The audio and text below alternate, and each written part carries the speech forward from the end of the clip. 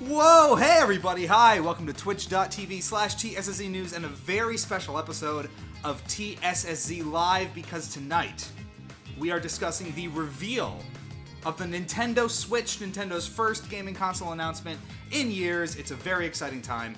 It's a very exciting time to be alive, and we're glad that you chose to spend a little bit of today with us. I'm Lou, as you probably know by now. We have Noah here with us. What's going on, Noah?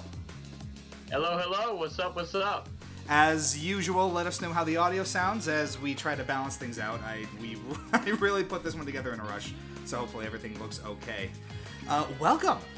Glad you're here. So, we have a lot of stuff going on in the chat already. That's great. We know we love to see that. So here's basically how it's going to work. I figure we're going to break this stream down into 4 distinct parts. We're going to talk about the reveal of the Nintendo Switch, how Nintendo did it, whether or not it was a good idea. We'll move into talking about the console itself, what it's capable of, what the design is like, how we're going to embrace it going forward. We'll talk about the games we can expect to see on the console, the resolution they'll be running at, what we can expect to be playing at launch and beyond. And then to close out, we'll be talking about both the future of the new console itself as well as Nintendo as a whole. So without further ado, let's kick things off right now. Do we have anything exciting in the chat going on here? I see Donnie is present in the chat, but he's not on the stream. Donnie, you knew this was happening. Where you at, dog? Where you at? I'm so disappointed. Alright, so part 1, we're going to be talking about the reveal of the console. Earlier today, 10 a.m. Eastern, Nintendo broke the internet by announcing the Nintendo Switch. It had been rumored for a very long time that it was going to be some sort of console portable hybrid that more or less fused their 2 distinct product lines together. Oh! Donnie says, then invite me. Gosh, I sent the emails out today, Donnie. Everyone was invited. Gotta read the emails, man. Mm-hmm. Gotta check the emails. No, seriously, feel free to hop on if you want. I'll get you on the Skype. So, Nintendo broke the internet. Noah, what were you doing 9 a.m. your time today when they dropped this bombshell? This is a moment we can never forget, you know. I will always remember my life before the Nintendo Switch reveal versus after. It's a very fine, clear line. No, I was at work, actually, sitting at my desk. It is fall. I work at my university. It's fall break at the university, so it was pretty quiet. So I'm just sitting at my desk watching the reveal, not even like, because there's no phone calls or anything. Nice. It's quiet. Yeah. And I was quite pleased. That's good. We like when people are pleased. It looks like a lot of the internet, from what I've seen, is very pleased, and people are very hyped for this console. And we'll be talking about why in a little bit. Myself, I was actually on the way to work. I have a flexible schedule, so I tend to abuse it, and it was 10 o'clock, and I was just about on my way in. So I had the trailer running in the car on the way to work, which is highly dangerous. I do not recommend it. And now we're here. Blew my mind, blew everybody's minds, even though we did, in a sense, know exactly what was coming. It's like I said, it's a very exciting time to be alive. So yeah. Nintendo went with a pretty, for them now, predictable way of announcing this console via an online video, not a live stream this time as they might do for the Nintendo Minutes or something similar, Nintendo Directs, but a video that they had posted up on their websites, on YouTube, on a bunch of social media accounts. And like I said, the place kind of blew up. Not an unprecedented approach for Nintendo to take, all things considered. Noah, did you feel that this was an appropriate way to announce the console? You mean by using a video? Yes. Yeah, it was definitely effective. It's an interesting choice. There was no, like... I mean, you look at, I guess, just to compare, like, Sony's been doing press conferences and stuff. Live stuff. Where this is a pre-recorded video. Right. I guess.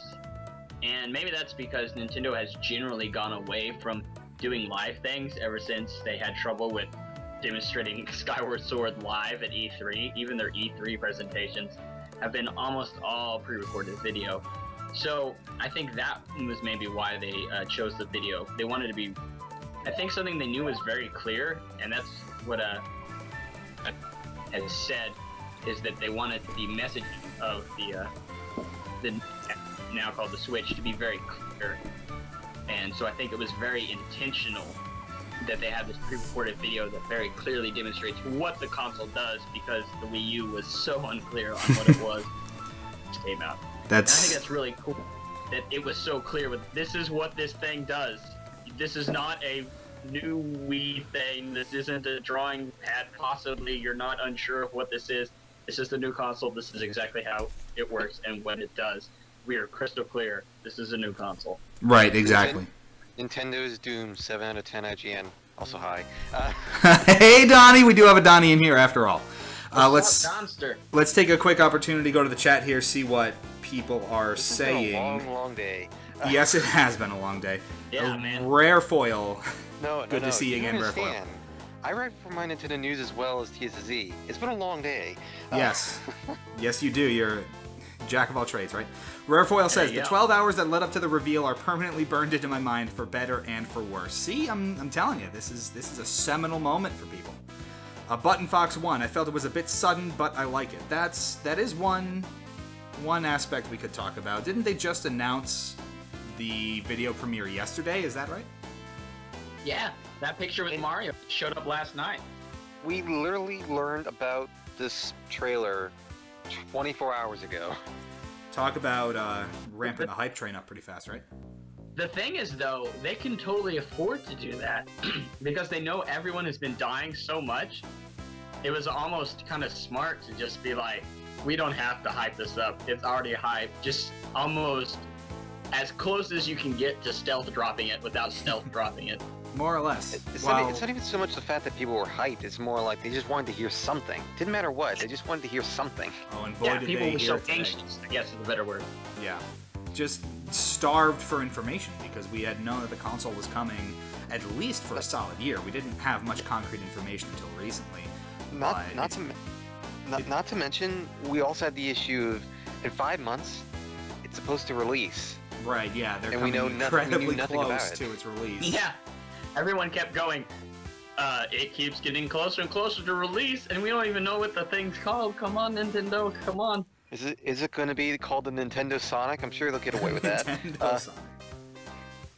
The Nintendo Switch and Knuckles is basically. The entire console is in the shape of Sonic's head, and the controllers are his feet. Yikes. Might need to sell me on that one. I don't even think Sega would be that dumb, but alright. It's, you know what, anything's possible. Look, call it the Nintendo Tristan, there you go. The Nintendo Tristan. I'm sure you know that. So, yeah, right. So now that we have a much clearer idea of what the console is supposed to be, let's talk about exactly what Nintendo revealed today. As we expected, the Nintendo Switch, we have the console now. It is the console handheld hybrid device that we more or less had expected at this point. And now we understand that it's going to essentially fuse their console, well, their home gaming console market and their handheld market into one big device that they just kind of bet the future of the company on. It's just Nintendo now.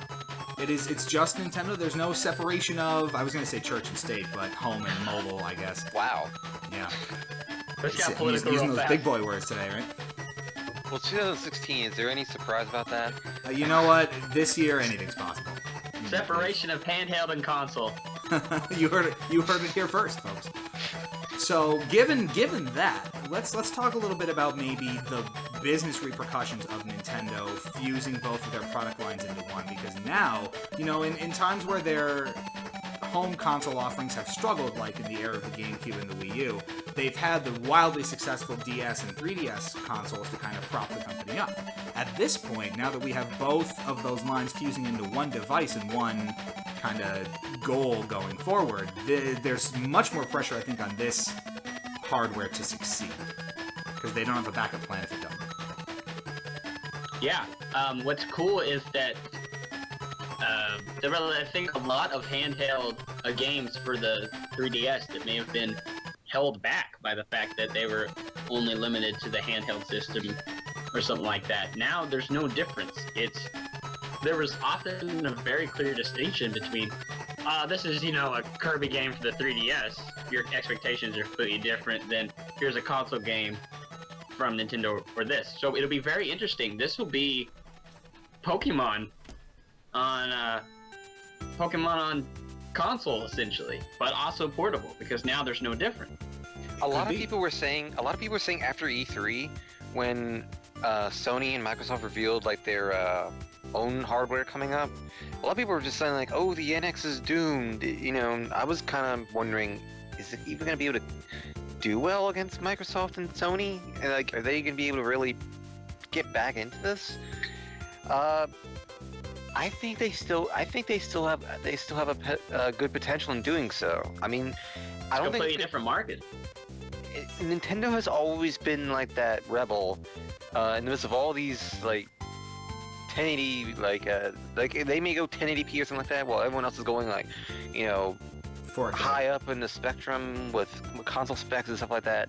But then you look at Nintendo and they're kind of just like that lone wolf, just kind of going their own way and doing their own thing.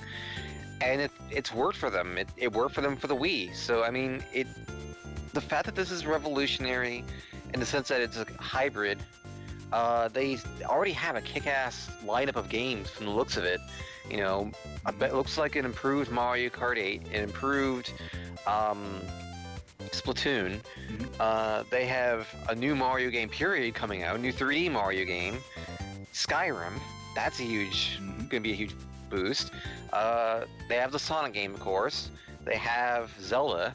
Like, their lineup's already like 10 times better than the Wii U's, and we haven't even heard the whole lineup yet. Right. And we're going to be talking more about the games as the stream progresses a little bit, but what I think is interesting to note is that you're right. Right out of the gate, they're already promising worlds more third-party support than the Wii U really ever hoped to have. Y'all see and the that first-party comparison titles list? are going to be there. Yeah, the comparison list I'm gonna get to as well. I want to bring in the chat real quick. ButtonFox1 asks, do you think people will still refer to it as NX? For the time being, they might, just because it's so brand new, but over time, it's going to eventually switch over. It's like Zelda Breath of the Wild. It took me a couple of days to quit calling it Zelda NX. Right. It's just like we don't call the Wii the Revolution anymore. You know, once that name was announced, people moaned and groaned about it for a while, but then it stuck. Same thing will happen with the Switch. Can we appreciate the fact that when Nintendo revealed this console, they actually revealed it and told us what it is? And what I mean is, for those who aren't aware of the context behind this, when the Wii was originally announced in E3, like I think it was 2011 or 2012, when they originally revealed it, we had no idea what the hell this thing was going to do. And what I mean is, we didn't know if it was a console, it was like some kind of Wii I still don't know what it does. Yeah, we didn't know if the gamepad was the console. We didn't know, like, Nintendo wasn't making that clear at all. Right. You know, and they eventually had, like, I think at one point Reggie even had to make remarks about what it was. Like, there is actually going to be like a console box. With the Nintendo Switch, we actually know what the hell it's doing, what it's supposed to be. Exactly. Like, we know everything about it. This is what this was the vibe that I think people were getting with the Wii U when it was originally announced. But this time, we actually know this is literally what it is. Yeah, as I was saying when you came in, they were very clear with their messaging, and that was, I think, very intentional. That's right. Yeah, they're very straightforward with exactly what the console is and what you can expect to do with it, which is something that the Wii U obviously sorely lacked when it first came out, and that hurt it in the long run. Confusing messaging, confusing names, bad infomercials were the only marketing. Do you remember the first couple, like, Wii U commercials? They were so vague, and they felt like they were about to say, order now for $19.95 at the end. No CODs. That's an old thing that people might remember. Exactly. Yeah. That's what it felt like. Like, Nintendo really did not do a good job marketing it. It wasn't even so much that the games were bad for it. It's just they didn't market it well at all. Right. And it killed it. They've learned their lesson.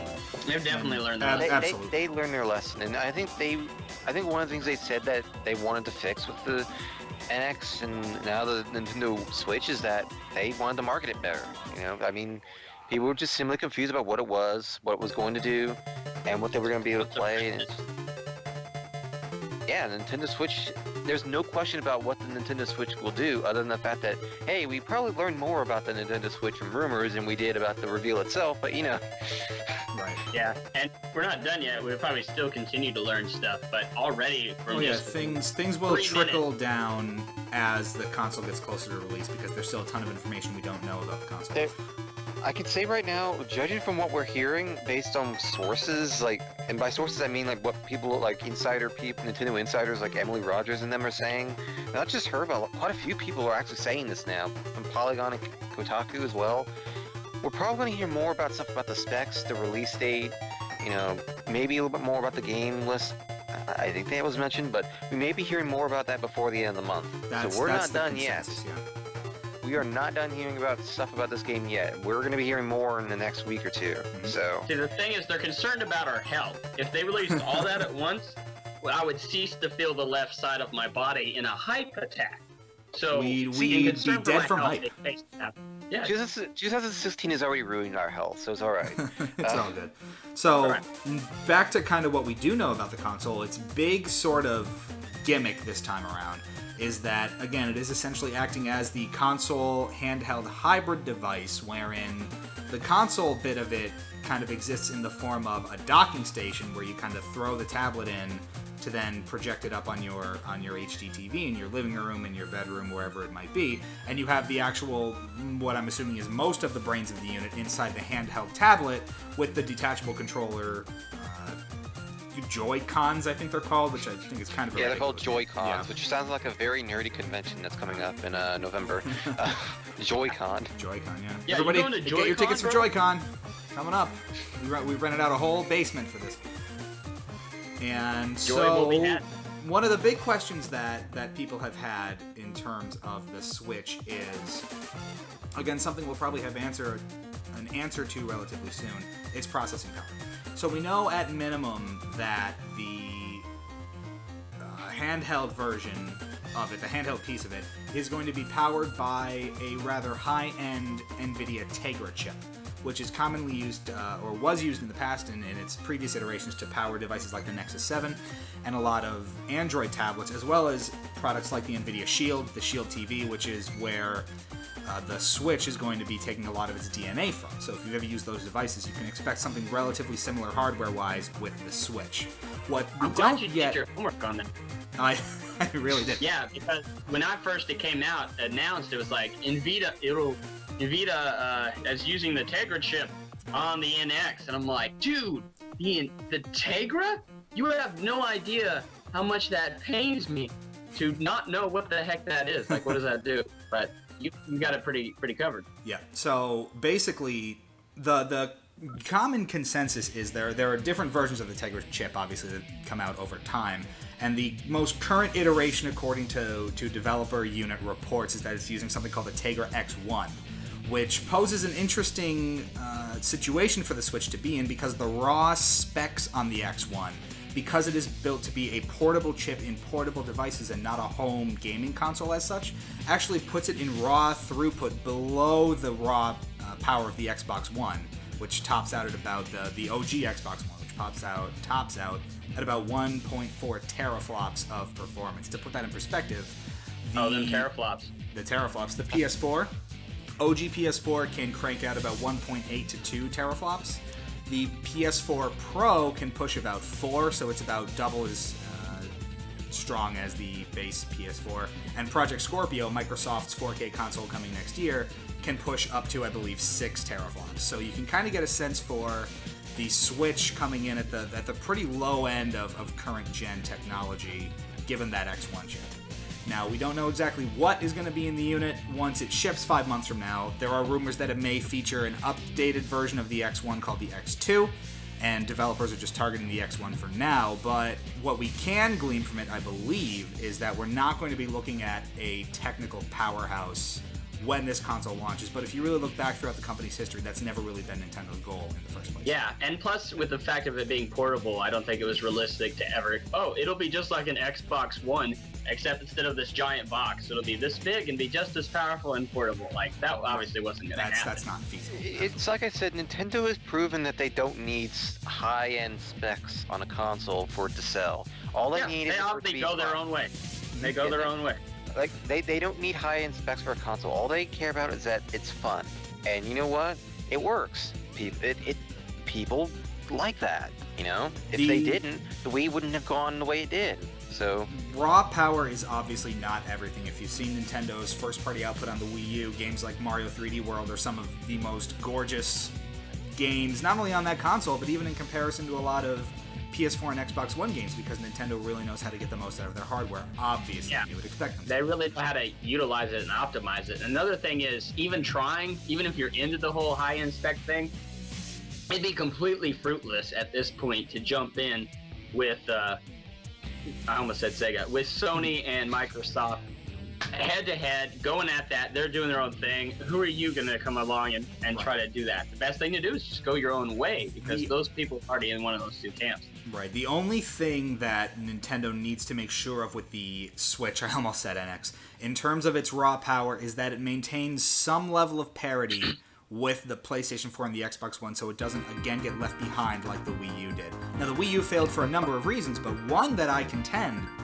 as a legitimate reason is that it really was, in a lot of ways, a last-generation console when it launched. A lot of people struggled to get 360 and PS3 games running at the same level of graphical quality on the Wii U, so PS4 and Xbox One was absolutely out of the question. All things considered, the Wii U ultimately got left behind. With the Switch, Nintendo needs to make sure that they can have enough graphical power in there, especially when you dock the thing, which, according to reports, is where more of that graphical power is going to come from. You need to make sure that you can support... Sorry, what was that? No, I said if I had a nickel for every time I heard that. Dock the thing. It's fun. When at my work, I use a docking station when I have to go back to my desk, so we're always talking about docking the thing or plugging it into the dock or whatever, so now it certainly helps. It follows me one everywhere. Comment we saw in the chat earlier where someone said, I believe that people will call it the NSFW. Yeah, right. So... This is getting weird, dude. Well, you invite me on here. It's a family it does show. Get weird. We're drinking something. This is why I only write articles. What's important, I think, is they maintain, like I said, that at least base level of parity, even in the handheld unit, so that it can play these games regardless of how the consumer is using it. If they get that much down, they're golden. That's one thing I am definitely kind of worried about, is will we still have, we clearly have more third-party support going on than the Wii U did, but will it be exclusives? That's interesting to think. Will it be ports? Because will it have the power to do ports? Well, given its wide range of came engine out support... before the Wii U did, didn't it? Skyrim, yes. Skyrim is an old game, but I believe the version of Skyrim that they're targeting for the Switch is the up-resed remastered version that you would see on the PS4 and the Xbox One, not the last generation version. What we do know, and I'll actually bring in Rare Foil a little bit on this one. He says, I'll be satisfied with the Switch's power as long as it's close to the base PS4. Again, if the current rumors are to be believed, it is a fair bit less powerful, at least in the standalone handheld version, or, not docked, whatever the hell you want to call it. In its handheld form, by itself, it is really not as powerful as the PS4. Yeah, it's really you remember all those rumors that said NX will be more powerful than PS4? Not even about a million times?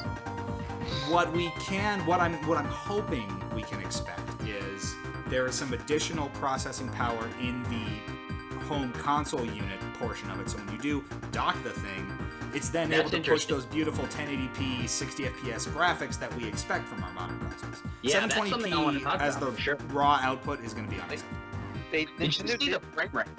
The frame rate when it was handheld on the footage of Breath of the Wild, that looked like a pretty noticeably low frame rate. Did you guys see that? Watch the video if you don't. When it shows the close above it, it's very noticeable slowdown. So I'm thinking that it's not a seamless performance between the portable and the handheld, that there is perhaps in the dock, that it maybe is more than just a holder, that there is some additional processing going on in there, but it hopefully not enough that it makes the games unplayable when you make them portable. And that is going to be very interesting, that you have this kind of asynchronous experience, and it could be a variable experience depending on where you're playing on the home console or on the go. And I'm wondering if that would make you want to never leave the home dock if you didn't have to, because you were worried about the performance hit. I'm more so Right. curious about why Nintendo thought, hey, the logo for the Nintendo Switch should be a domino. Uh, no, seriously though, one of Nintendo's post-reveal remarks was about like how much of a focus they were going to give like with the forms, like the hybrid forms of the Switch, and they did say that the home console aspect of it is the main focus of it. Like that's the part. It's Yeah, far that's what enough it in said. On the side, it said Nintendo will reveal their new home console at 7 p.m. on the official site. They specific with that word. It's still Yeah. very much clearly their next generation home console, but a lot of stock is being put in its handheld capabilities in terms of taking those games with you on the road or wherever you're going. And that's, again, that is kind of the console's big hook, and it's going to be really interesting to see how those two sides of the coin play together, whether it is as seamless as we think, whether there is some additional graphics processing power that we're going to see in the console piece of the unit. There's a lot of questions that we don't have the answers to yet, and over time we will get them, but it's fun to speculate. You know it. Well, it's easier to speculate now compared to them because with the announcement and the reveal and all that, we now have a better idea as to what rumors are true and what aren't. And we know one of the rumors that has been happening, especially now with post-reveal and all that, is that the Nintendo Switch is going to be region lock free. Correct. And apparently... Now, is that confirmed yet, though? Or is it just going off rumors that have confirmed? Well... I don't think we've actually heard that from Nintendo. I feel like it's very likely because of that, but Well, I still don't think we've heard. Here's the thing, though. From what one of the people were saying that they're hearing this from, it's by the same exact source that leaked the Got everything Nintendo- right. That got things right with the reveal yesterday. So it's highly So likely. that means that yes, that is a valid source, a trustworthy source. They were able to get that right. And if that's the case, then we may have ourselves a region lock free Nintendo console for the first time in I don't know how long. So That is it. I raised That's my an glass interesting for that. review. Now, Button Fox raises an interesting point in the chat. I'm going to read their comment off here. Something that people I've seen on Twitter talking about was the base tablet of the Switch. What happens if the screen gets screwed up or broken? Replacements, fixes? That is something to think about. So, Same thing we had with the Wii U. I mean, what's but the the difference here, I think, is the core processing. The core of the Switch is in the tablet now. It's not the standalone console unit with the little It's no tablet. different than an iPad Additional. or a Right, tablet so that you can take around that from everywhere. means we're going to have to think about it possibly in a slightly different way. Because if we do have the whole, unit here now, what's going to happen if something goes wrong with that and needs to be replaced? Do you just replace the tablet? Do you have to replace the whole thing? We don't have that side of the picture either. yeah, the region lock free rumors are not confirmed, but they are very, very, very likely to be confirmed. Nice. I think Nintendo will have some repair service that they'll charge you $1 billion for, or something like that. Which, yeah, I mean, I had an analog stick break on my Wii U, and they gave me a quote, and it was like $100-something to go have that replaced on my gamepad. I bought a replacement stick off of eBay for like $5 and did it myself. Was the Game Boy Advance, and DS region lock free? Because I don't remember that. I don't remember that. That's what Rare Foil's saying in the chat. So I mean, I don't know.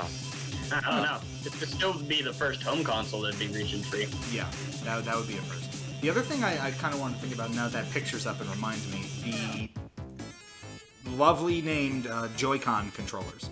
So we've already seen them to be modular in design, wherein you can pop them off and put them on almost that sort of centralized home gaming unit where you actually hold it, and it is theorized that that's actually their charging station as well, which I think is a brilliant idea. In addition, you've seen again with the modularization, you can take them off and put them on the tablet like you see on the screen right now to take the whole console on the go, but you can also hand off one of each Joy-Con to two different people and play two-player local multiplayer on the tablet itself with no need for anything extra. It's just almost like a smaller version of the Wii Remote per person, and you go ahead and play. We saw them doing the ported Mario Kart demo in the car, and I'll be, again, having some thoughts on the games in a little bit. But what do we think about the design of the Joy-Con controllers, the ability to have them modularized and separated between attached to the tablet and attached to the charging unit that you would play at home, that sort of thing? Donna, you go first. What? What do you think Unless of you got nothing. the new Joy-Con controllers, their modular design, their size, how they're used? The controllers that they have for the Switch look amazing. It's so much better than the big bulky gamepad that the Wii U has. I mean, yeah, you have the Pro controller for the Wii U, but they mainly marketed the gamepad as this big revolutionary thing, and it wasn't. And it just blew up in their faces because it's just so bulky, and every time I use the gamepad, my hands cramp, and it's just, it doesn't work that way. But with the Switch, they have the Joy-Con controllers. They have, apparently they're making a Pro controller Switch thing, Pro controller, and it seems like they're putting less of a focus on motion controls and gyro controls and more of a focus on button inputs again. That is awesome. I love that. Why stick with... I mean, I'm sure they still have the motion controls. I don't think that's going away. But it looks like they're focusing more, again, on button inputs. Something that I really feel like they needed to do. As interesting and revolutionary motion controls were with the Wii, and as much as they were able to fine-tune it with the Wii U, button inputs are the most reliable thing in gaming. And you know what? Don't fix what ain't broken. So... That's right, and I think maybe it was you, Donnie, that had this insight on Twitter earlier today. There was really no mention or showing of motion controls in the Switch video, period. So it seems like we're kind of really moving away from that era, if you can call it that, and back toward a much more traditional, quote-unquote, core gaming experience. The Nintendo Switch reminds me of something they were probably trying to...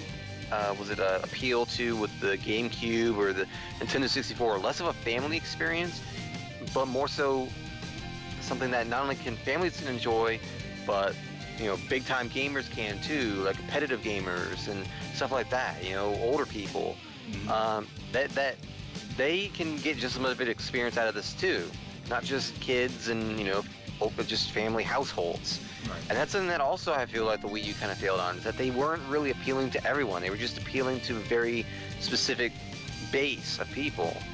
Now they clearly see that esports and competitive gaming and hardcore gamers are just as much of an appealable market again as they did years ago. As seen in their the trailers. Yeah, right? I was gonna say guys. the end of the trailer focused on ostensibly esports teams practicing in a hallway or whatever, and then just docking their handheld in on the gaming stage and going at it. I don't know that it's gonna be that seamless in real life, but the idea is clearly there, and it's awesome. Nintendo's back, babe. Nintendo's back. Nintendo has finally realized, okay, families are great. They do help, get the support out there. But there's also people that don't have families, and the hardcore gamers, that have grown up with Nintendo for like 20 plus years. They matter just as much. Yeah. That's another half of your player base right there. Compare the actor in Wii U commercials, the actors that were in that to the actors that are in this. Look at the age difference. It was all children in the Wii U commercials. Nintendo is pulling a stunt on a hardware scale that Sega has been pulling on a software scale lately, where they realize, okay, we can't just focus on one single core base. Let's have a product or something that appeals to everyone. And let's have something that we have something that appeals to mobile gamers, so let's have the handheld aspect to it. Okay, let's have something that appeals to the hardcore gamers. Let's add in less motion controls and more button inputs, et cetera, et cetera. And then, of course, I said with Sega, you have something that appeals to Boom, and you have something that appeals to modern gamers, and something that appeals to classic gamers. Nintendo and Sega are both going at a route where it seems like they recognize, okay, let's have this for this kind of people, this for that kind of people. They are appealing to everyone, and that is exactly what Nintendo needed to do here. Yes, absolutely. Can I dive into the controller? I want to dive into this controller. Absolutely, dive in. So, I think what's interesting to note, comparing the main controller which I'm just going to call the Switch controller, and then the Pro controller. Right. Split D-pad on the Switch and non-split D-pad on the Pro. The split, obviously, one is so that it can mimic as face buttons when you would detach them. What's interesting about that is that you will be leaning to one side depending on which Joy-Con you get. Which, by the way, the con in Joy-Con, I'm assuming, is short for controller. So is it redundant to say Joy-Con controller? Yes, it would be, I think. Moving on, so on one hand, if you get one Joy-Con, the analog stick will be slightly over to this side, but if you get the other one, it'll be over to this side. Now I'm wondering how much that affects you, because it's not perfectly centered. You're always no matter what one you get, going to the left or right. Does that make a difference if you're left-handed or right-handed? I don't know. That's interesting to know. Another thing to look at is the home button on the Joy-Con R. The Joy-Con L has this mystery button, which some rumors have said might be the share button, if you guys have seen that. That's interesting. I'm very curious to see what that is further on down the road. Another thing, the plus and minuses on the tops. The Joy-Con R having the plus sign and the Joy-Con L having the minus sign. Are those just to differentiate between the two or something? Are those actual buttons? They don't look like buttons.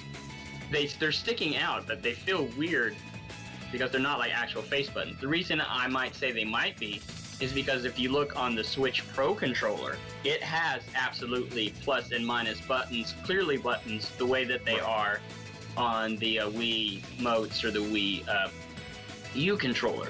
And I think it would be weird for the Pro controller to have plus or minus buttons, but those buttons the regular. Right, exactly.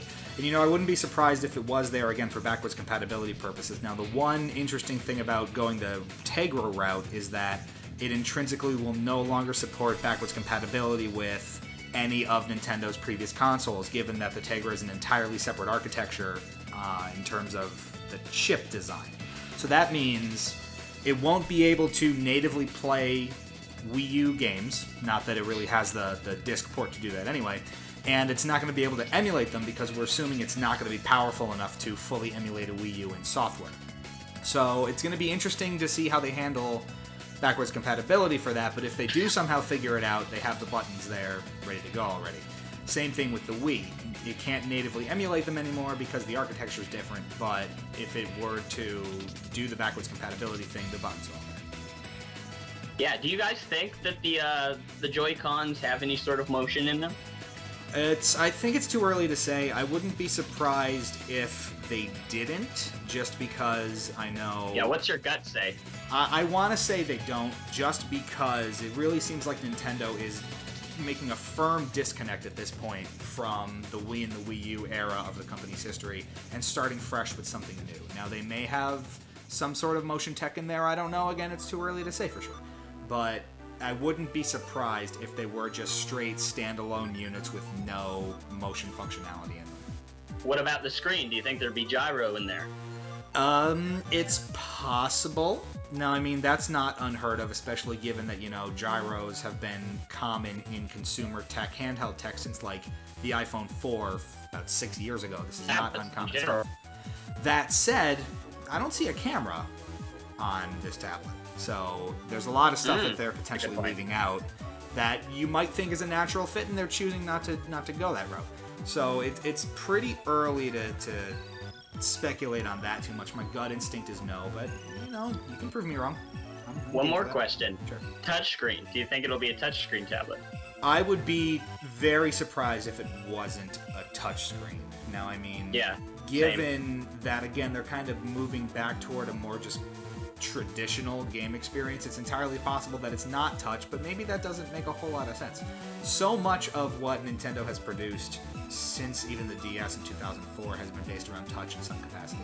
So Yeah. to completely drop that in favor of moving on for the sake of making something new doesn't necessarily make a whole lot of sense, because then that's going to make compatibility with, backwards compatibility with Wii U games or DS emulation incredibly difficult, because all of a sudden you can't tap the screen anymore.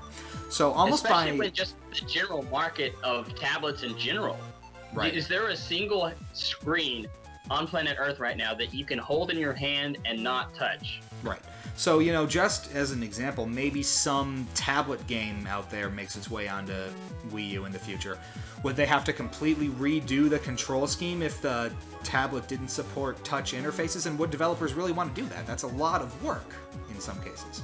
So it would definitely benefit them, from a standpoint of the console succeeding if it did incorporate touch in some capacity. That's my thoughts. I had one other point that I wanted to bring up about this, but of course I'm completely spacing on it. So, I guess, unless there's anything else you guys One thing, you're saying that there might be a charging dock as the middle thing? There are the Oh, green yeah. little So notes. next time the picture comes up for the controller, I'll show you, but it's a unit that you slide the two Joy-Cons into on the left and the right, and there are green, almost like power or status indicators on either side, one for each Joy-Con.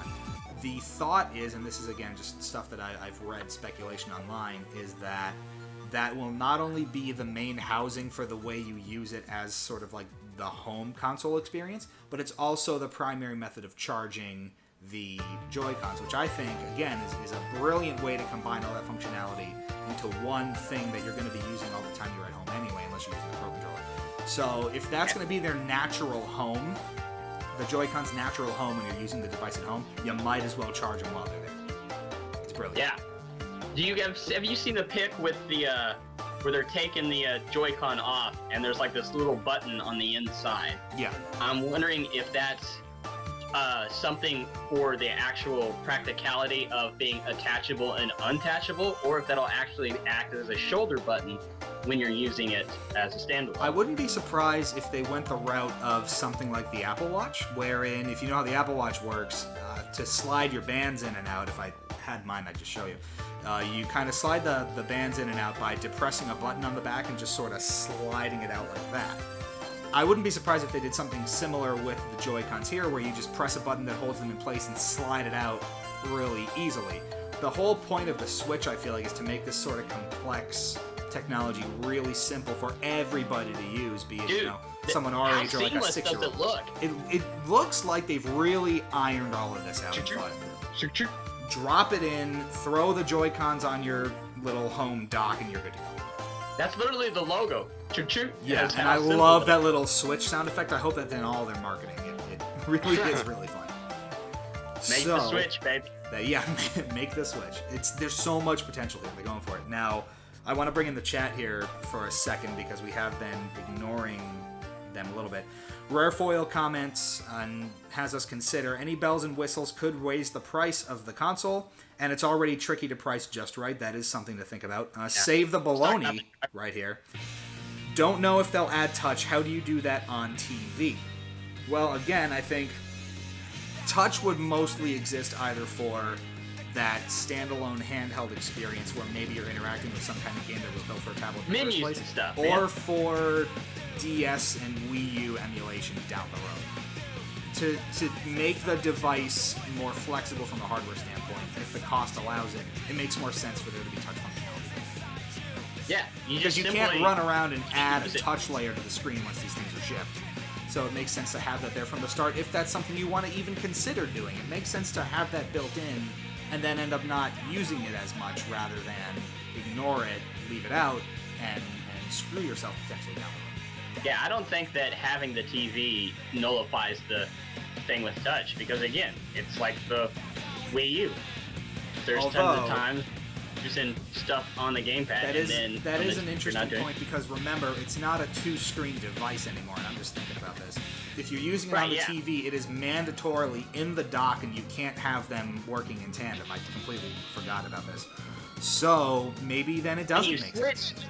when you switch to the mobile, touch controls, if there are any compatible, would then so they open can't up. be mandatory then, because games would then need to be built to be played both as handheld and while they're docked. And if there's some core functionality, like Splatoon is a great example for this. Splatoon has some controls like super jumping to your player's position or whatever built into the touchscreen. And that's no longer an option. I can't believe I totally spaced on this. I'm going to just eat my last 10 minutes of words. Totally ignore what I said. I'm a moron. If you have some specific touch functionality built into the console, like the Wii U, you have to design around that. Because, like I said, this has to be able to be played in both the home environment and the handheld. So when you dock the thing, the touch functionality goes away. What do you do? Yeah. I'm very interested when we get into the games, stuff like that. That is, it's there again. Lots of questions we gotta think about. One other point I think someone in the chat brought up earlier was how to play games on the road without Wi-Fi nearby. One of the big strides that's been made this generation is the always-on experience. Games like Destiny, games like The Division, where you have to connect to the shared world to play anything. Otherwise, the game is pretty much useless. So when you take Switch on the road, and assuming it doesn't have a 4G or an LTE connection, because that it really doesn't make sense for them to put that in. Cost-wise, battery-wise, you have to put a data plan together. Nintendo makes a deal with AT&T. Yeah, right. What do you do then? Does that limit the possibilities for games to be played on the Switch? Great point. How does that work? I mean, obviously, if you're just taking it over a friend's house or whatever, cool, that's all good. If you're playing it in the car like they did with the Mario Kart demo, you're not going to have Wi-Fi access there, assumedly. So, does that limit the kind of games you can play? Does that limit the kind of games developers will think about bringing to the console? What do you do? I think so. Something to think about. Yeah. So, bottom line here, I think Nintendo has really put together an exciting and engaging hardware product from what we can see right now. And it's exciting people even now in a way that the Wii U, for as interesting and unique as it was at the time, really just didn't fire people up. So, any last thoughts on the actual console hardware design itself before we start switching over to something else? I'll say something. Can I just say that I really feel, and we've kind of said this before, but this really feels like something new. And it's cliche to say that, but you think about like a Microsoft, Sony, it's obvious to compare it to them, but every year it's the usual, here's a box, here's the controller, let's look at some games. Right. Here's the box, here's a controller, let's look at the games. Then every year, here's a bigger box and a controller and bigger games. The box is a holder for the console, which is the screen, which becomes the controller if you want it to. What? None of that makes sense, but it totally does. It feels like, to me, it's cool to see it because it feels like a progressive game console. I look at it the same way when, like, you think of like when Apple or Samsung or Google reveal some new product, or look what they can make your phone do now, and it's a cool technical marvel, you know. That's what this console feels like to me. It really is something different and something that the console market hasn't done before.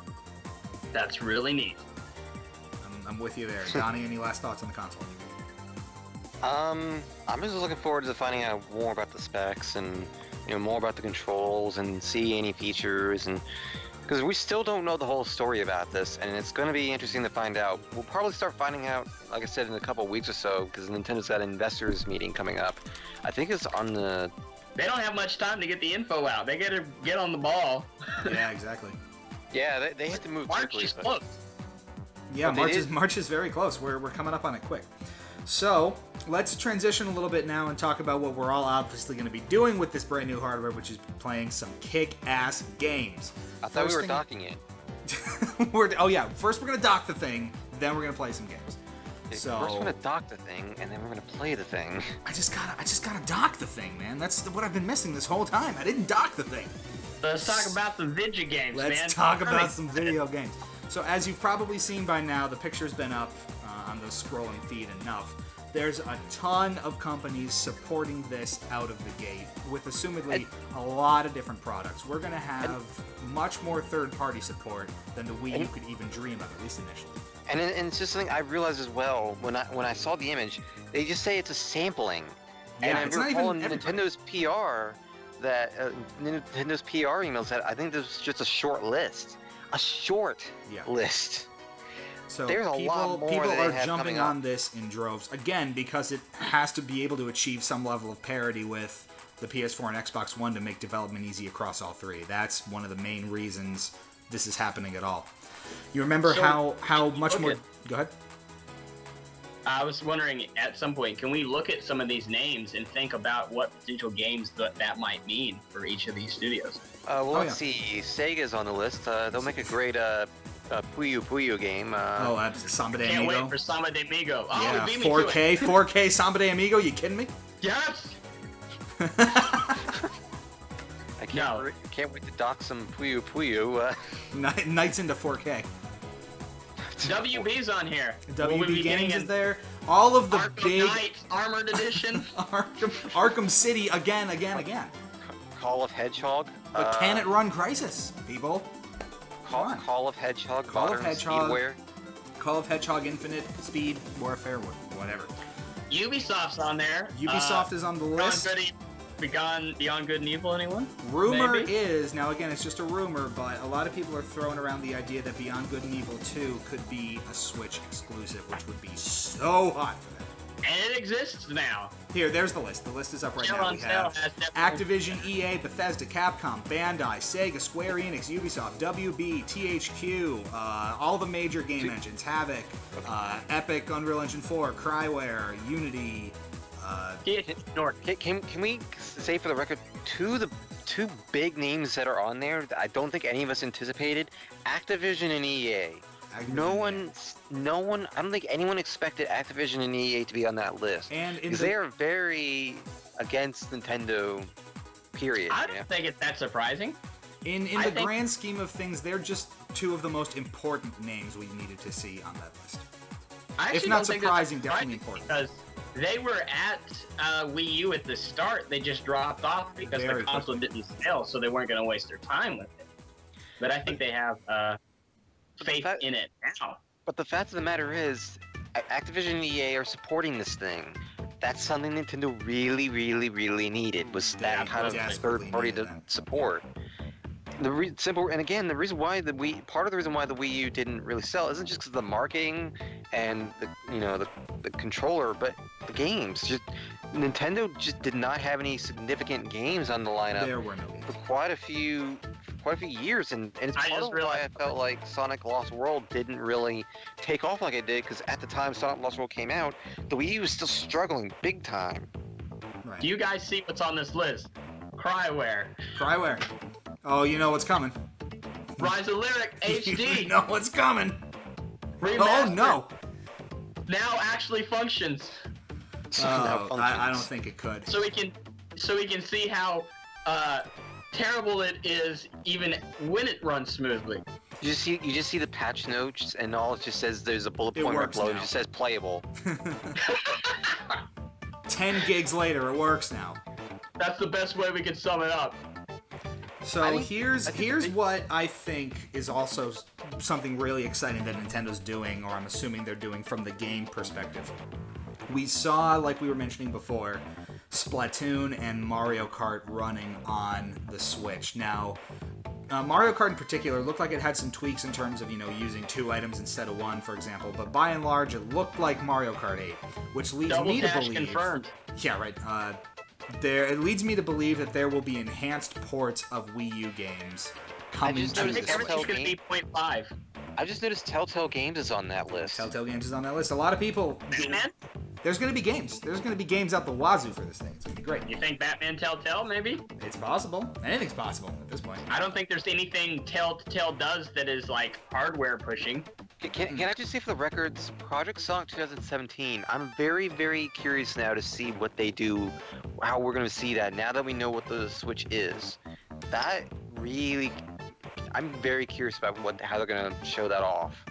It'll Sega, be. that I'm is. assuming it'll be similar to the offerings on PC and the other consoles. You know, a lot of what I think we're going to see on the Switch is possibly, depending on how you play it, graphically pared down versions of the current gen games we get on those other things already. So don't be surprised if you see, you know, the next Call of Duty coming to the Switch, the next Assassin's Creed, all those big multi-platform titles will naturally just make their way to the Switch as well at the same time because the development environments now support everything at once.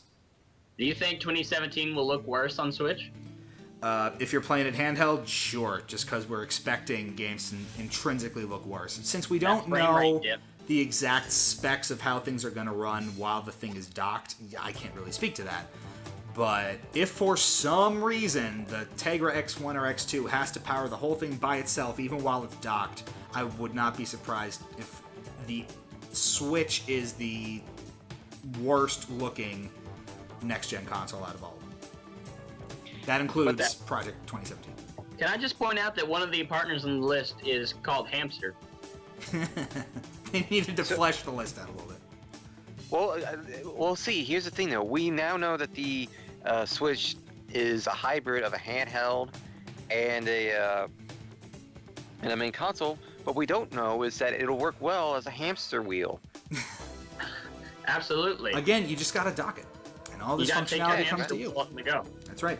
So, I feel like everything is all these Wii U. Let's talk about this Wii U stuff. Yeah. I feel like everything looks like 0.5. It's like Splatoon 1.5, Mario Kart 8.5 is just 5. Enhanced ports of existing games. It's not unlike when you would see 360 or PS3 games coming to the Xbox One and PS4. Sonic Boom, Rise of Lyric 0.5. Oh man, now playable. If you look at Splatoon had, I think, new maps, new hairstyles as well. Right, custom, like different customizable clothes or something like that. Mario Kart obviously had the 2 items instead of 1. What I think is really savvy about this particular move is not only does that give Nintendo an additional revenue stream to possibly make up for the ground they lost with Wii U, because Mario Kart 8, for example, is a phenomenal game. I think it's my favorite game on Wii U.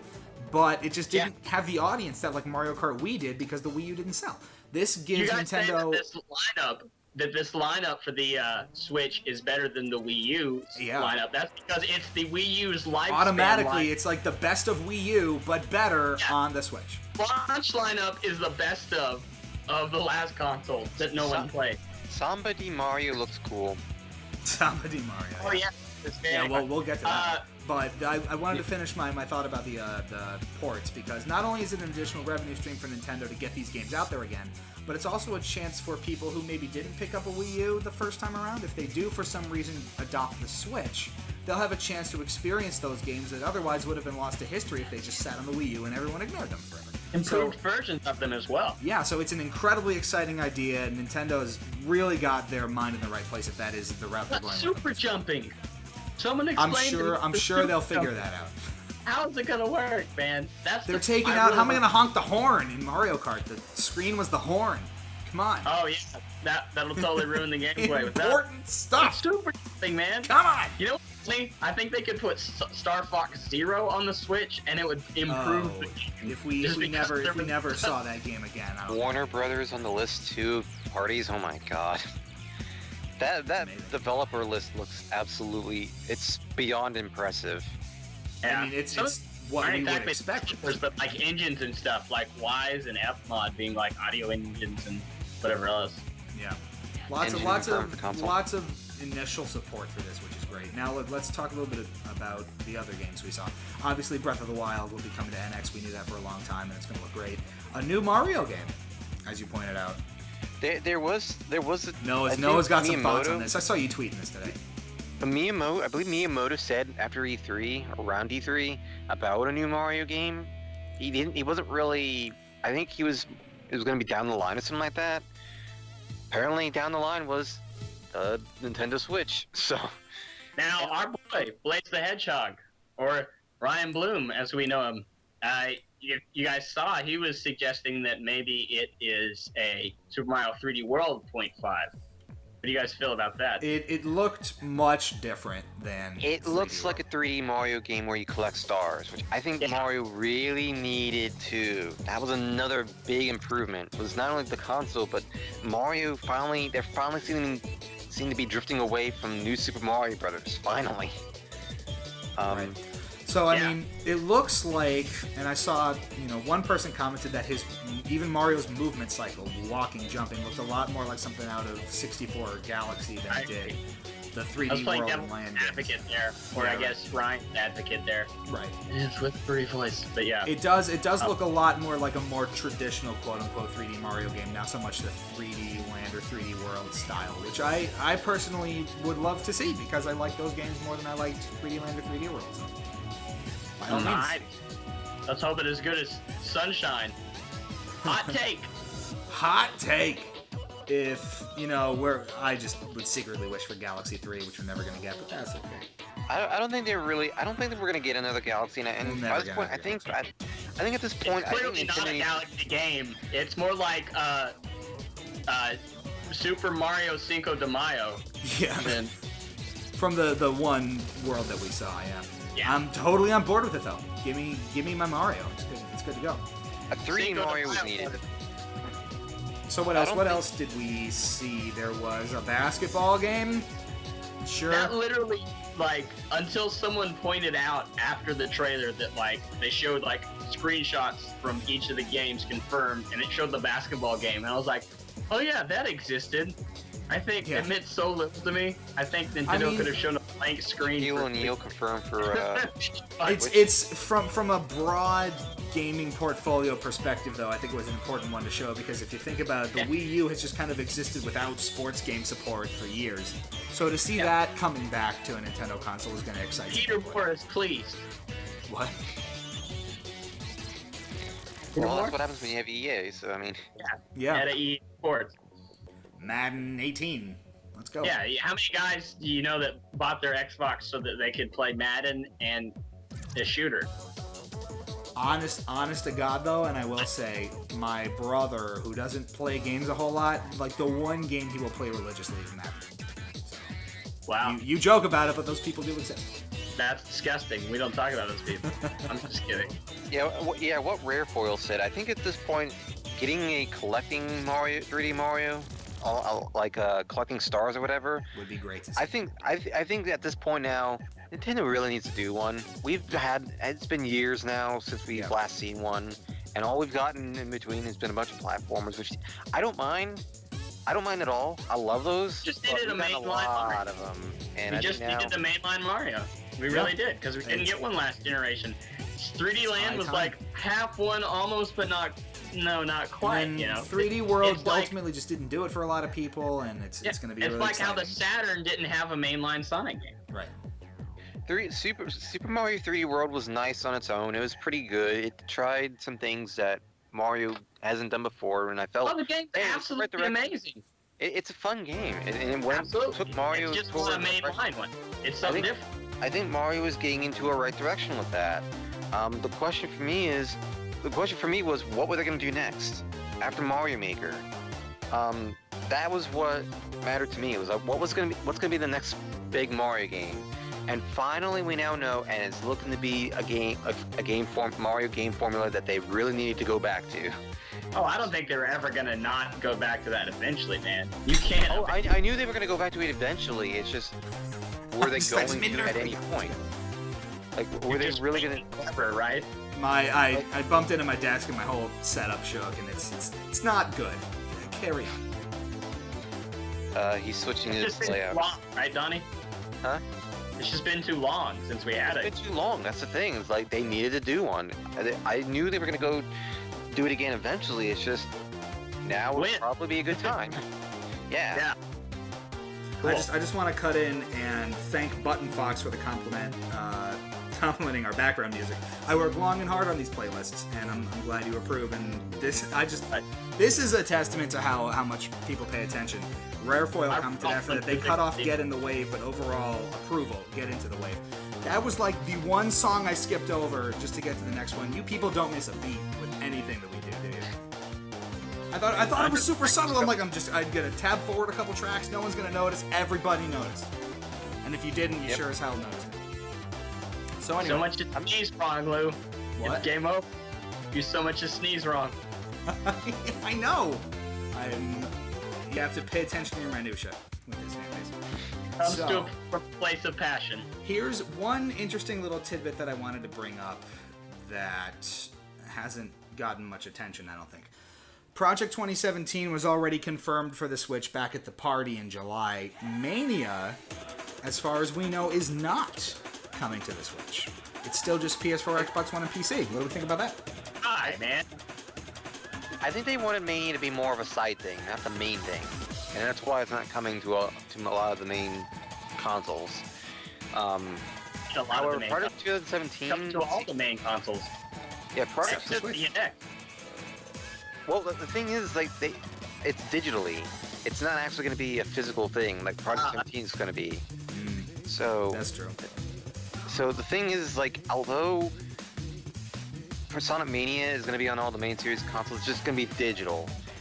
Project 17, however, they're making this to be the big thing. This is going to be the big Sonic title. The next, Now, you know what? I want to the double Lost back World. for a second now that you mentioned that, to just talk about one other aspect of the NX that I don't think we really touched on, which was actually how we're going to get those games distributed. According to rumors, now this may or may not be true, the console's only going to come with, again, 32 gigabytes of onboard storage, which is obscene. It's nothing in this generation. You can't fit one current-gen game on 32 gigs of storage, most of them. So We do have USB ports, though.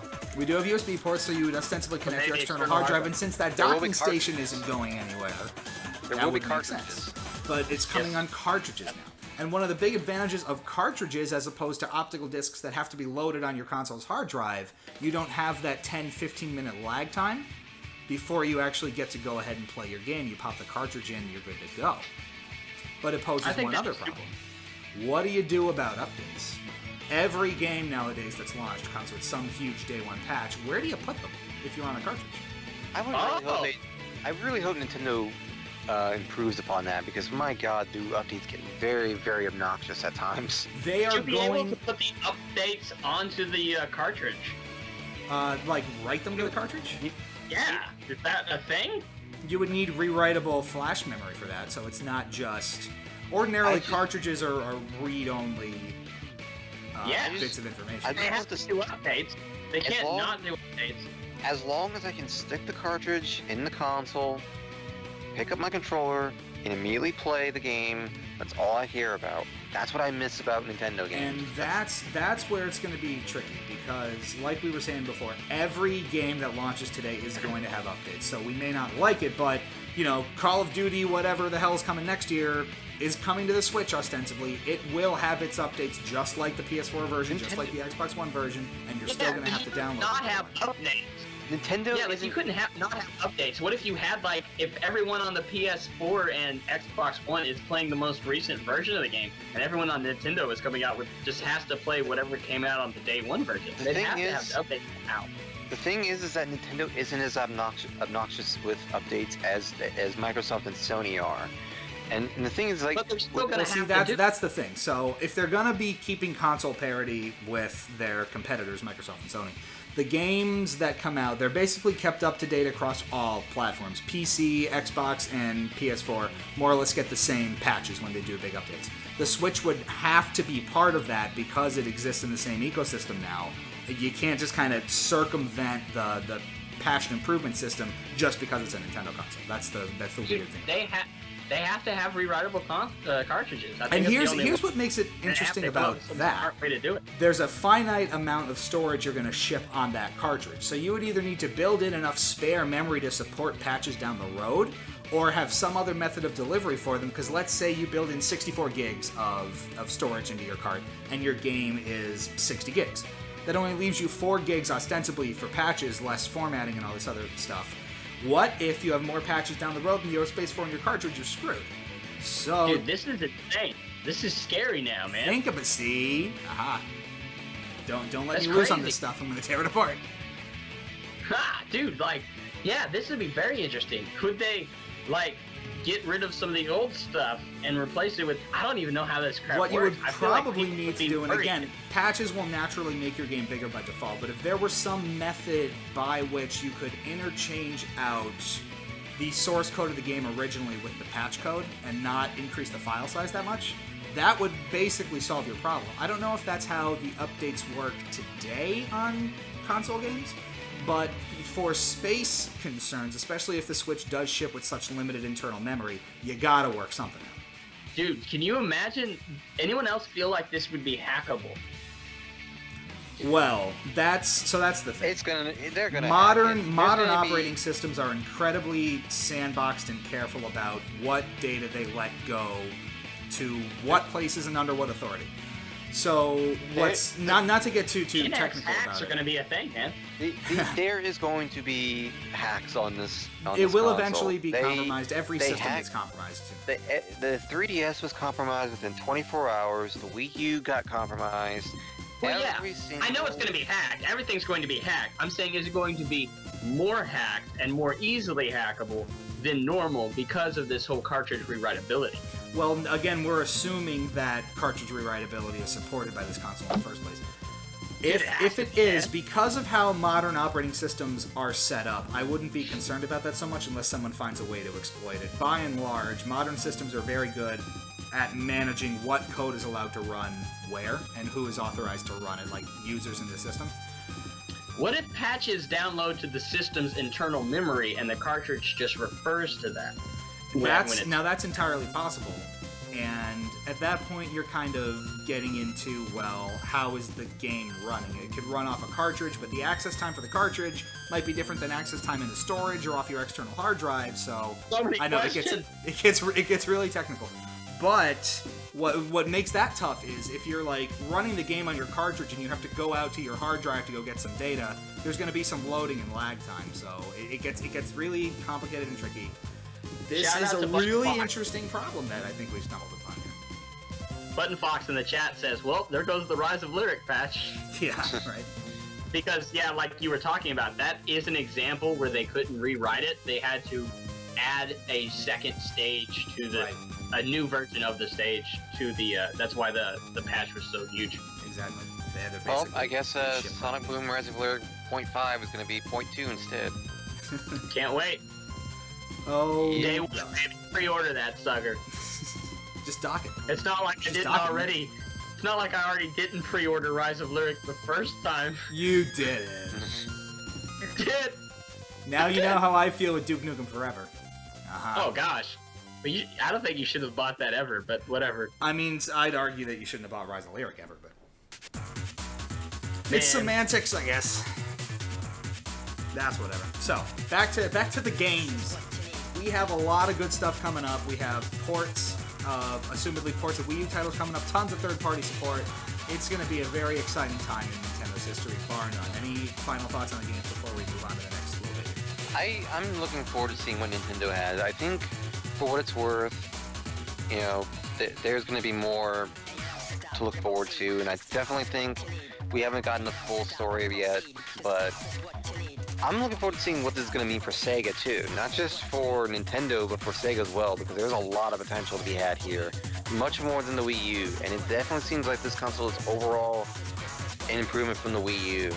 I definitely feel like the Wii U looks like a prototype compared to this. Yeah, it really does. Yeah, like it seems like Nintendo has learned whether this will help them and like whether we will actually see good results from this if this thing even sells. That's just something we just are going to have to wait and see on in 5 months. But if the way things are, if Nintendo, what I've been seeing so far is any indicator, Nintendo's looking, I'd say I'm a lot more optimistic about the fate of the Nintendo Switch than I was for the Wii U.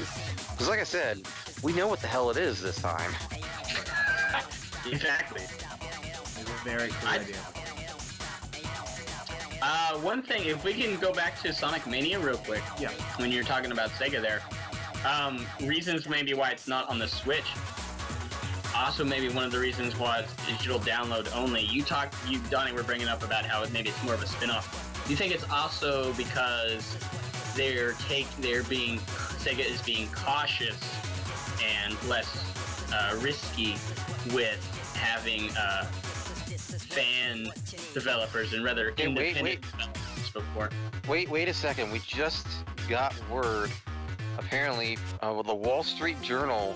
One of the reporters at the Wall Street Journal just said, Nintendo, he quoted Nintendo apparently, no more official announcements would come this year on 1, game titles, 2 spec details, including region lock status. So we're not Right. actually going to be hearing much more than this for the rest of the year. Somehow I'm not surprised. That is really weird that they That is the most specifically said Nintendo we're not gonna thing to tell- do. Oh, yeah. Is it region locked or not? We're not gonna say yet. Why? This thing sure has a chip inside of it. Find out in January. Yeah. That's what that. Tune in amounted next time to. on Dragon Ball Z. Yeah, great. All right. So yeah, Back on Mania. Mania. It is Do you think there's entirely any- entirely possible that maybe the retro engine doesn't support Switch. They didn't have time to get that part of the development environment together. Maybe they just don't want to take the chance and spend resources porting it. I don't know what the story is. Let's go ask Yeah. Whitehead and Stealth from the channel. I think they're wanting to keep it fairly low key and low risk, mainly because you look at how bad Rise of Lyric turned out because it was ported to a console that didn't ever need to run that game. Right.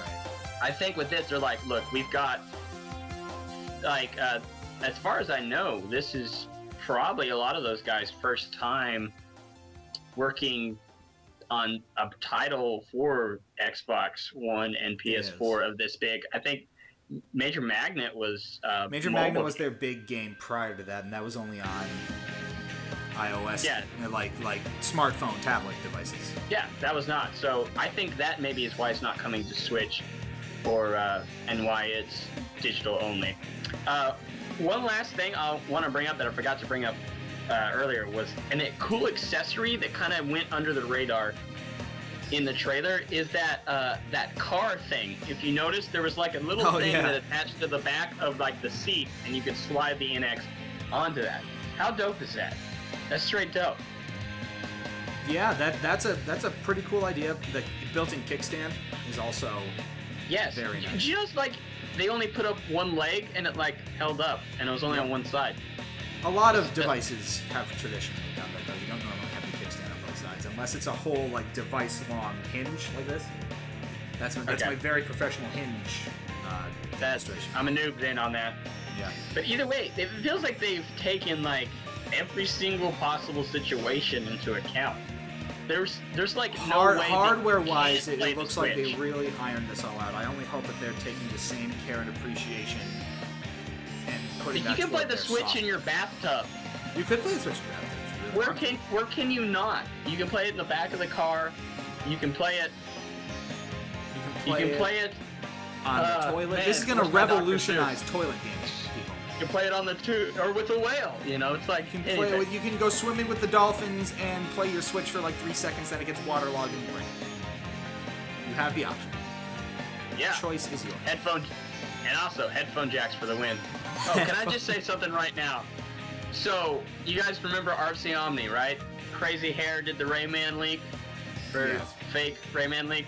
So he made like a mock-up version of the NX Oh, is controller that what that was? a couple weeks ago, and it showed the headphone jack, and it took a shot at Apple and Yeah. said, "Save the courage, Save the for courage Link." for Link.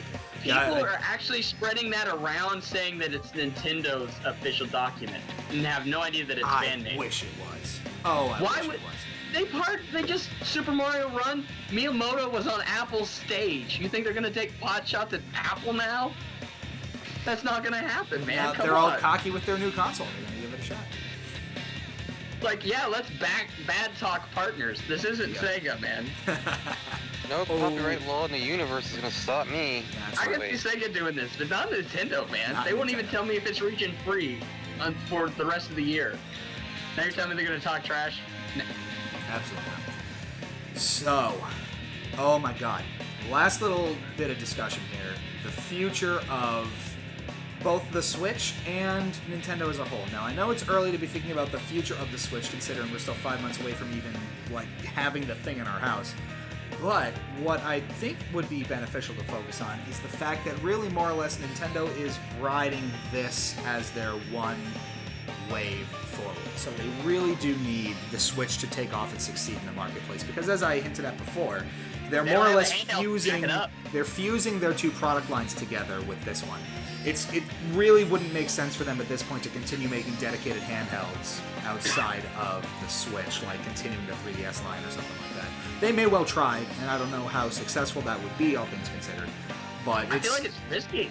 It would be incredibly risky and probably not even worth the payoff, because if they are funneling their resources into the Switch as they properly should be by now, you know, any continued focus on something like the 3DS line would be distracting from this new initiative, which is the exact opposite of what you want to do in this case. In the past, hasn't the mobile side of Nintendo been basically keeping them afloat when the consoles have been failing? Yeah, more now or less. it's like all or nothing. It is all or nothing now.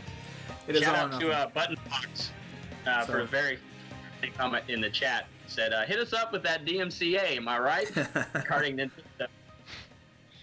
Well, Rarefoil says, this is their Dreamcast. Hopefully it will have a happier ending. I don't know. It's nothing like that. The Wii U, the Dreamcast, or the Saturn? Dun, dun, dun. Find out next time, Dragon Ball T. Yeah, it can't be the Dreamcast because there's another console coming after it. So, obviously, sick burn, bro. Obviously, the Switch is going to need to succeed for the company's both short and long-term health. You know, if the Switch bombs again, like relative to the Wii U bomb, let's face it, if the Switch also bombs, they're going to be in a lot of trouble. I'll leave it at that. Can you imagine what would happen if it bombs? Would Nintendo go third party? We're gonna potentially see the end of Nintendo as a company, because I mean, you only get so many chances to launch failing products before you're put out of business. Now, Nintendo, from what I understand, has enough resources to float them for years, maybe decades of just consistent losses. But at some point, you know, you can't just keep doing this as a business if all you do is lose money. See, here's the thing though, Nintendo hasn't been losing money. They've actually been gaining money. They've been posting losses pretty regularly, I thought. No. I gotta look. Dispute! Start the corrections music. But research it. I don't even know that. Like, last I heard, they've still been gaining money. I mean, the Wii did absolutely... Has a bit of color. They have. Even with the Wii being, you know, years old, they've still been getting a lot of money, you know, partly due to Pokemon Go, and, you know, mobile's been taken off for them. Back in late July, they posted in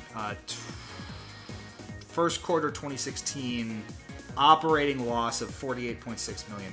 That's not huge, but that was a loss. That's And news to me. I think that was their last big. Okay, I'd have to do some more digging, but they have. Maybe it hasn't been drastic, but there have been losses in the past quarter. At least it's not in the case. The thing is, though, it's not in the case of Sega where, like in the case of the Dreamcast, Sega was basically on their last ropes financially wise with hardware. Nintendo still they could ostensibly survive the Switch being a failure as well, but it really would not be healthy for them short or long term for that to be the case. Nintendo really, it's gonna take another 2-3 big losses before it doesn't have the urgency that something like the Dreamcast had or would have. The Dreamcast was do or die. The NX and /Switch is not do or die. Right. You do kind of get the sense that the Switch would not be the end of Nintendo, even though I just kind of theorized, well, I guess it's no more Nintendo. They'd be okay, but it really would not. A, it would be another big blow to their company standing on the world stage, and B, you know, it would put them in a really tepid position financially. Tepid. Good, nice. Here's your nice word. I think that's 10 out of 10. So Tepid, I like that Pokemon. I like Tepid too. You can play it on your Switch. You could play it on your Switch. Coming out 2018.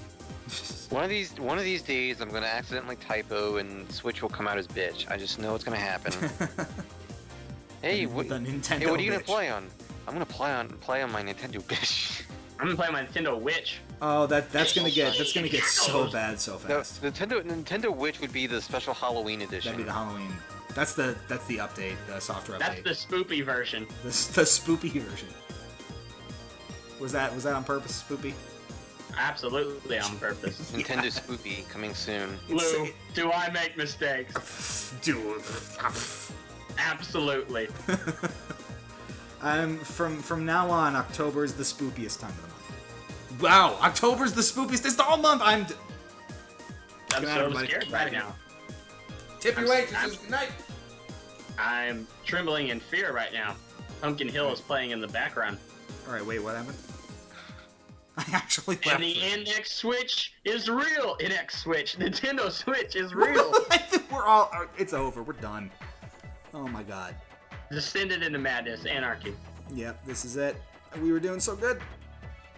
Yeah. All right, so final thoughts. Let's start wrapping this up here. First of all, thank you all for indulging us here and tuning into our TSSZ live reaction stream for the Nintendo Switch.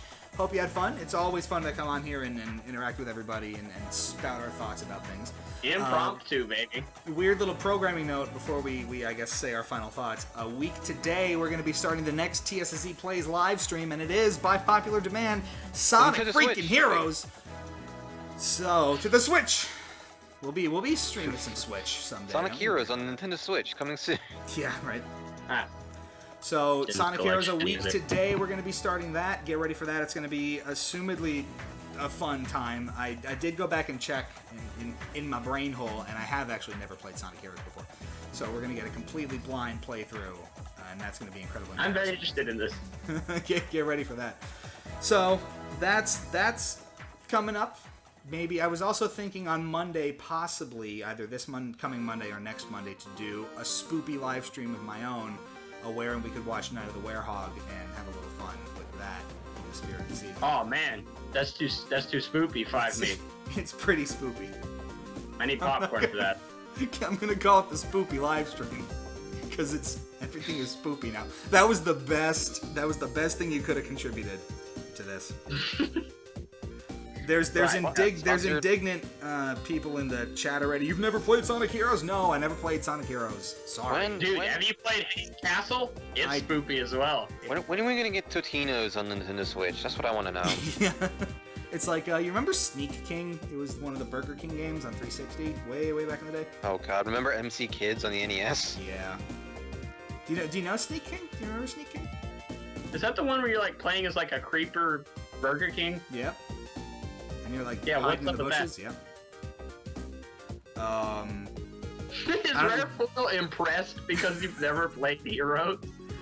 You'd be surprised how many games I should have played and I never did. I'm impressed that you've never done that.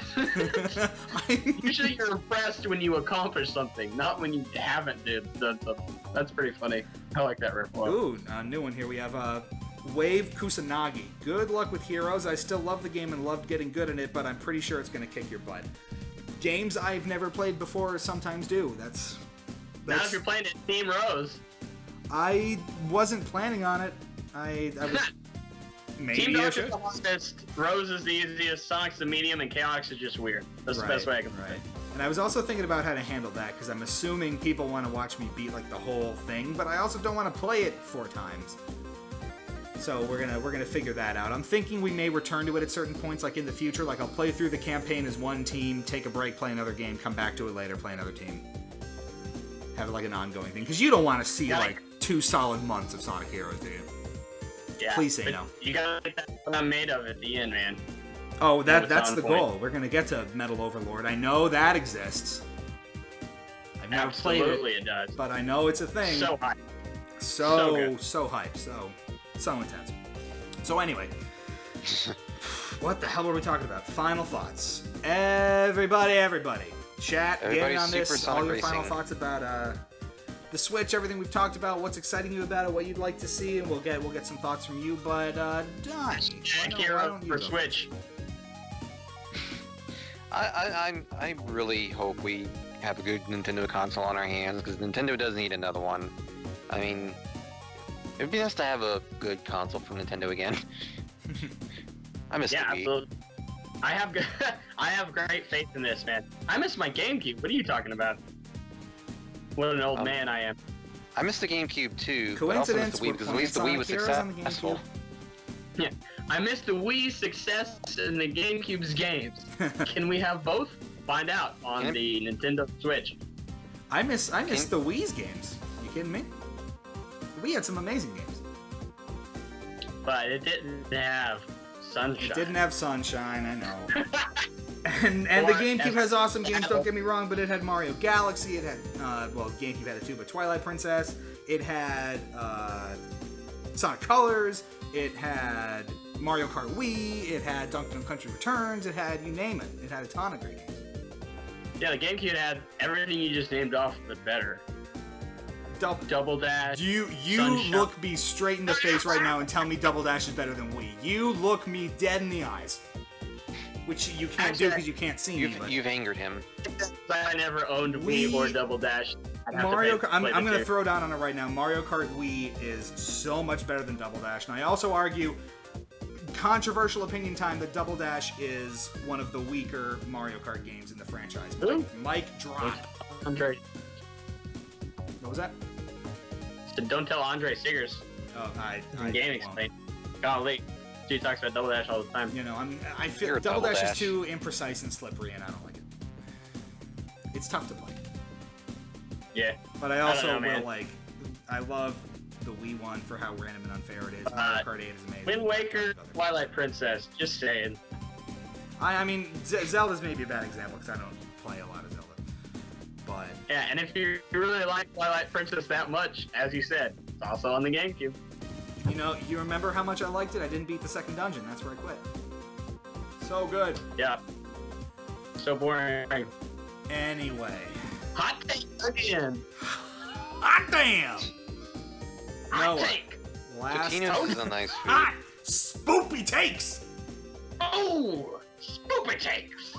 Oh, wow. Totino's is a nice food. Oh I can't wait to play it God, on the I love NX. Spoopy Totino. Spoopy Totino's pizza rolls. I love Spoopy Totino's pizza rolls. Big Fishing Adventure 3 will be on the NX, clearly. That's gonna be a spoopy game. That's gonna I gotta be get used to What calling a- it the Nintendo Switch. I keep calling it the NX still. super spoopy. I called it the NX Switch earlier. Best of both worlds right Can we there. just call it the X or something? The that thing That coming sounds up. terrible. The eh. The That, The Nintendo eh. the Nintendo JonTron. wow. Speaking of here. Scary stuff. Nintendo. All right, Noah. Last thoughts on the Switch before I actually lose my mind. I just realized, is Matt supposed to be on here? He was. He couldn't make it. I tried. Yeah, he had some mustard to eat. He had to go eat some mustard he- sauce. Him and his damn memes. Yeah. He's too dank for us. Final let's thought. be Alright, I don't have final thoughts, never mind. real. Were you gonna say that dank? That was your whole. Yeah, Alright. no, I think what's interesting about the Switch is how true some of the rumors were. Yeah. And it's interesting the ones that weren't true and the ones that were. But we did have, by the end of it, close to launch, closer it got to launch. At the start, we were nowhere close. The NX will be more powerful than PS4. Yeah, that wasn't even true, but gosh, did I hear that so much. Now that we have, the closer we got, the rumors about the detachable controllers, a lot of that stuff turned out to be true, which is really interesting. As I've said before, this really feels like a progressive game console. This is something different that no one has really tried before, and it has completed their own path, and it is so much better than the Wii U. Like I said, the Wii U looks like a prototype compared to this. This is what the Wii U tried to do and wasn't ready. So they weren't at a place where it's now. So I am absolutely excited for the Switch. I really want more details. I want to know how bad a performance it hits when you go mobile. I want to know how patches are going to work. And I really just want to see Project 2017 more than anything. Well, the patches are gonna work. Let's see. You get a needle, and you get a nice thread, and then you take one of the cartridges, and you just what? I should I don't have seen that I coming. haven't shut up Donna yet this stream, and I think now is a very appropriate time. Don't tempt me. I'll Do be it nice, if you but want. don't tempt me. All right, let me bring in the chat here quickly before I go ahead and spout my final thoughts. Gosh. Rare foil from earlier. If we didn't skip Metal Hunting and Unleashed, we shouldn't skip any teams. So I guess that's settled. Oh, hold out.